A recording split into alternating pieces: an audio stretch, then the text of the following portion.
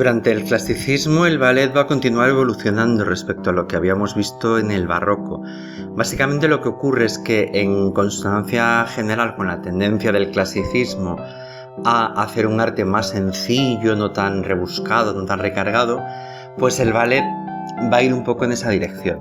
¿Cómo? Pues por un lado, aligerando la apariencia de los bailarines y de las bailarinas, sobre todo, es decir, va a eliminar los aderezos típicos del barroco, las pelucas que eran muy incómodas para bailar, los trajes, esos trajes que utilizaban las bailarinas que eran muy recargados, muy pesados, se van a ir aligerando, se van a ir acortando de manera que poco a poco se van a ir empezando a poder apreciar los movimientos de las piernas, etc. Y en general se tiende a ir hacia una expresión más amplia, de movimientos más amplios, líneas más grandes, en vez de pequeños giros, pequeños movimientos que eran más típicos del barroco.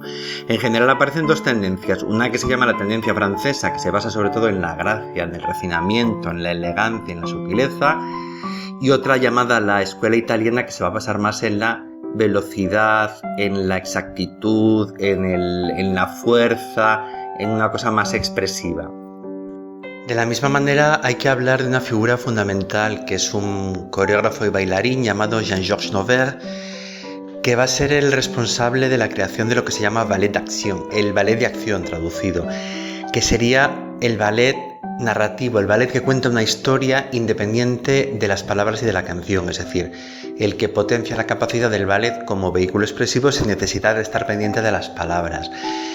Por lo tanto, se van a dar mucha más importancia a los argumentos, porque los ballets van a contar historias completas y eso va a suponer un cambio fundamental en todo el ballet tal y como lo conocemos hoy en día.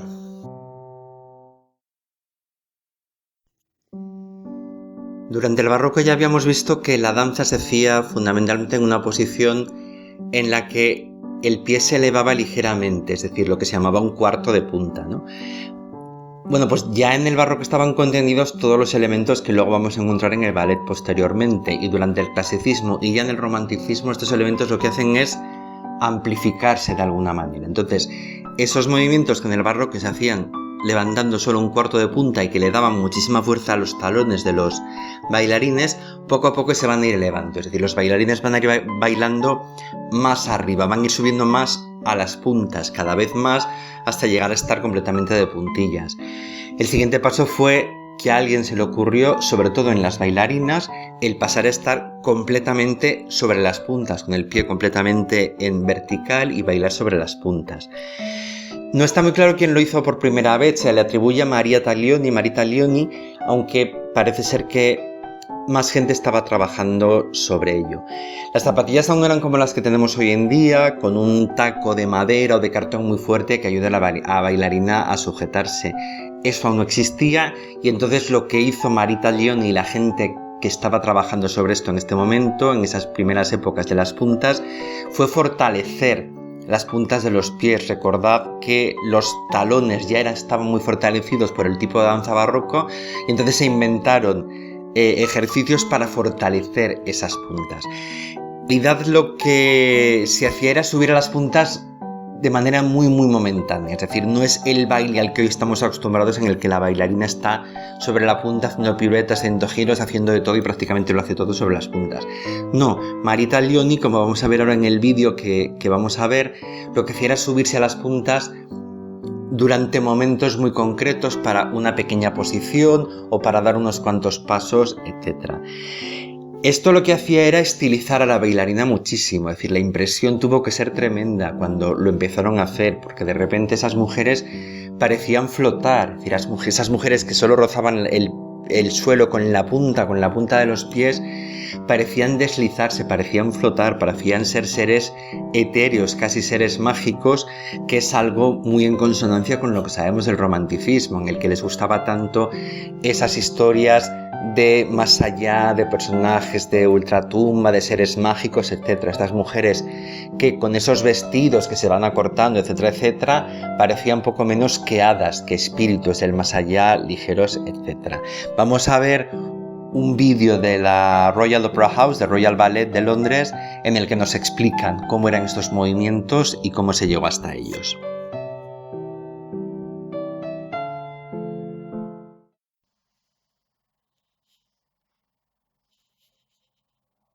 Taglioni fue realmente la gran bailarina de la era romántica. Se dice que fue una de las primeras que trabajó sobre las puntas, aunque hablando estrictamente hubo mucha gente que estaba empezando a experimentar con eso. Le voy a pedir a Jasmine que venga. Trae con ella este vestido típico, que es el típico de la sílfide. En aquella época las puntas aún eran muy suaves, así que tenían que trabajar muy duramente para fortalecerlas. Aún no tenían bloques en las zapatillas, tal vez un poco de refuerzo, y entonces para dar esa apariencia de no tener peso, tenían que hacer muchos ejercicios, teniendo en cuenta que desde la era barroca los tobillos de los bailarines eran muy fuertes, entonces tenían que desarrollar también mucha fuerza en las puntas. Y hacían ejercicios así, poniéndose muy deprisa de puntas y bajando muy controladamente para fortalecerlas. Y así es como se entrenaban los pies. También tenían los cambios de pie, de manera que realmente no se pasaba mucho tiempo sobre las puntas. Vamos a ponerle ahora a Jasmine el vestido, porque de hecho fue su padre el que creó esta imagen para ella, esta imagen de la sílfide. Y este aspecto que creó sigue con nosotros, ha seguido con nosotros hasta ahora.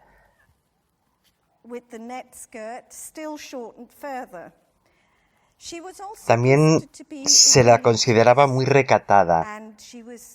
Representaba la pureza, la ligereza, y su padre se enorgullecía del hecho de que era tan recatada que podía saltar a la máxima altura y aún se podía llevar a toda la familia a ver la representación, porque aunque estuvieran sentados ahí abajo, no se le verían las rodillas. Así que era una criatura como muy limpia y muy dulce. Estas son las alitas, porque al final del ballet de la sílfide se le caen. Bien, nos vamos a enseñar una pequeña sección de la sílfide.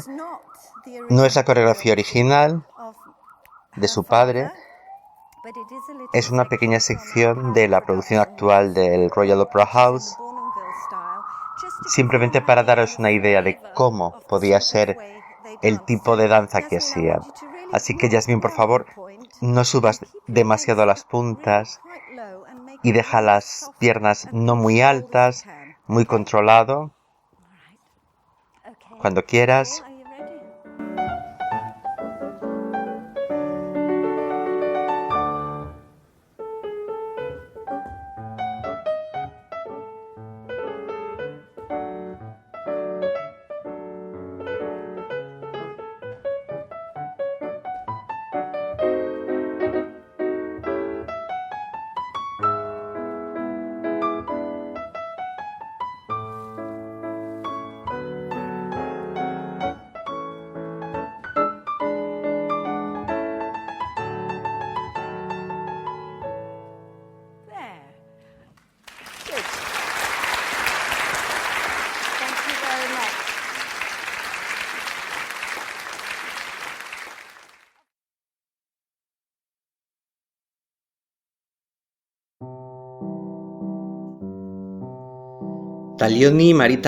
Maria Taglioni representaba a esa tendencia que hemos hablado antes más francesa, de movimientos más suaves, más elegantes, más refinados. Su gran competidora en la época fue otra bailarina llamada Fanny Elster, que representaría un poco la escuela más italiana, de movimientos más vivos, más enérgicos, más veloces. Se hizo muy famosa bailando una danza de origen español llamada la cachucha. Y vamos a ver otro pequeño vídeo también del Royal Ballet de Londres en el que nos explican cómo eran estos movimientos.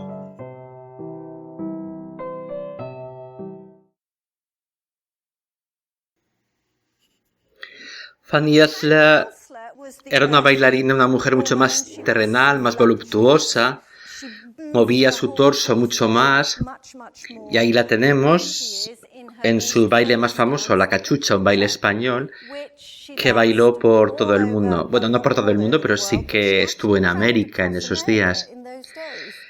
La danza completa dura unos 6 minutos, pero hemos sacado un pequeño extracto, así que Romani, si estás preparada, aquí viene.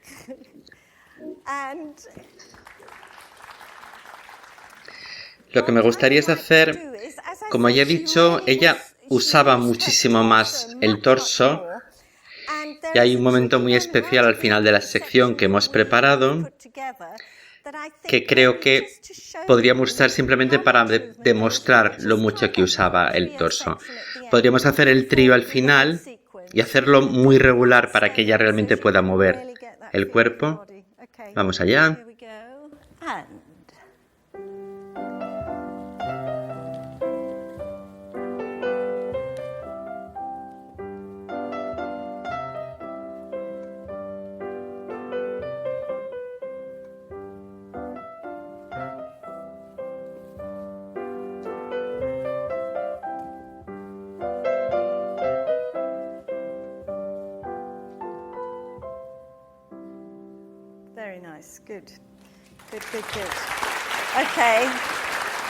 Bueno, pues ahora que ya lo tienes incorporado a tu cuerpo más o menos, ahora vamos a hacer la sección completa.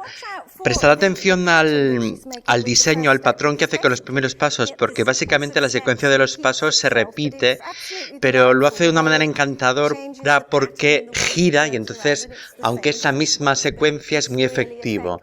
Es muy de bailarina. Y sería estupendo si lo pudieras hacer con un poco más energía, más enérgico.